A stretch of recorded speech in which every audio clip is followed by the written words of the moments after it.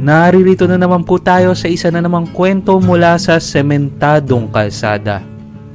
Kung magugustuhan nyo ang ating kwento ngayon, huwag kalimutan ang mag-subscribe, like, and share at mag-notify para sa mga bagong kwento. Atin na pong simulan.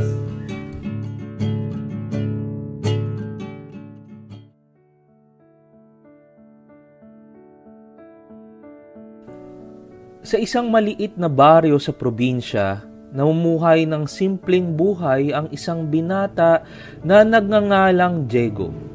Sa kabila ng kanyang masayang pamumuhay doon, puno siya ng pangarap na makamit ang tagumpay sa lungsod.